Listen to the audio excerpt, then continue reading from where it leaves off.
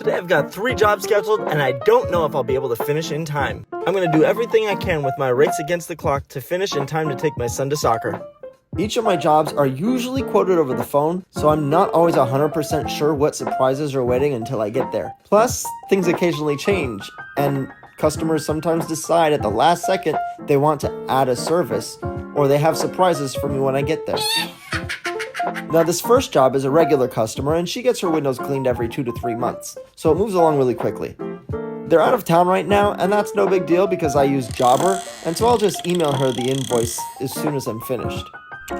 I did this job in exactly 1 hour, and the total price was $135 plus tax, which was a discounted price from my normal trip minimum since she gets her windows cleaned so frequently. The last time was 8 weeks ago.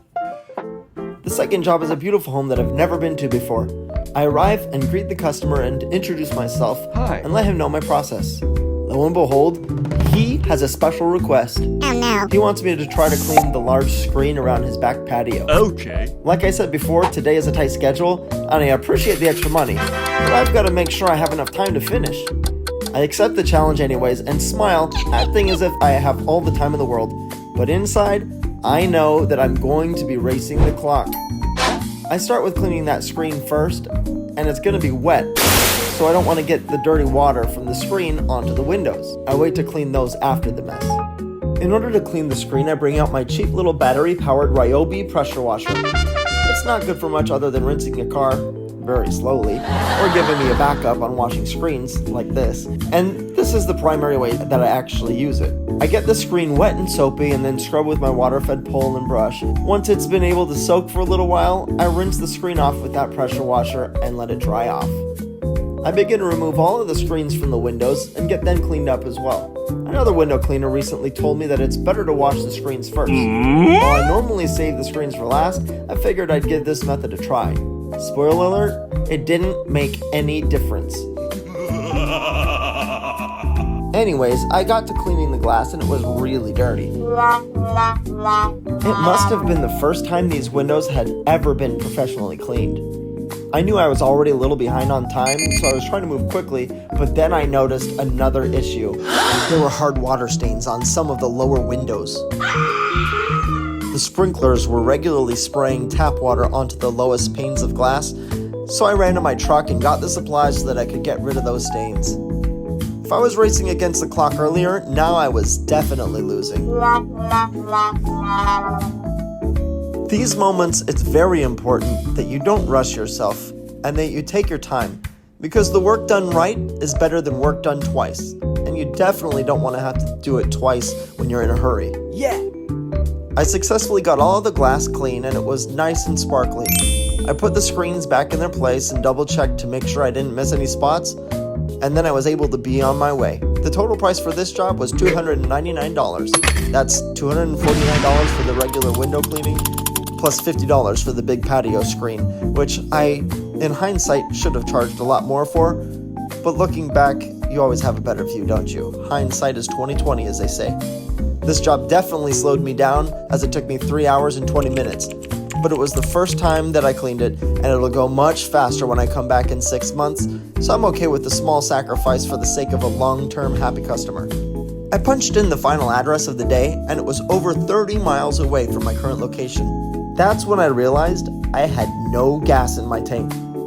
I pulled off at a gas station and refueled and got some vitamin water to hydrate along the drive. Now I know some guys drive twice that distance every day or more, but I typically stay within a 10-mile radius, often not even driving more than 5 miles at a time. Thankfully, I have a system in place. I charge a little bit more per mile to compensate for the extra time that I waste while driving. At this point, I was definitely running late, but I was able to notify the customer earlier in the day that I was a little behind schedule. Plus, I have a 2-hour arrival window built in for every appointment, so none of the customers are going to get anxious or anything. I've been to the house before, and thankfully this is a great customer and she's always very understanding. When I finally arrived at the job, it was just after 3 p.m. and I got to work right away. This house has solar screens, and a few of the windows had the twist tabs that make removal easy, but the rest had multiple screws and each had to be removed individually. These screw heads are common for solar screens, and also for any type of gutter screw. This is one of the reasons why I always keep a Ryobi drill on me, along with a 1/4-inch hex head drill bit, and a charged battery with a manual screwdriver in the truck for backup. Cleaning these windows was straightforward though, and I was able to move along quickly. Now in this situation, it definitely makes sense to wash the screens first, because the solar screens take forever to dry enough to be reinstalled. This time I cleaned the screens with the brush from my water-fed pole. I've got the fancy Zero screen cleaner, but today was super windy, and that wind can bend those solar screens in half very easily, and I don't want to take the risk today since I don't have that extra time to fix it if anything happens. I brush and rinse the screens as I clean the windows, and once I'm finished with washing all the windows, I'm able to get back and reinstall the screens without any issues. This job, the total was $324, and it took about 2.5 hours.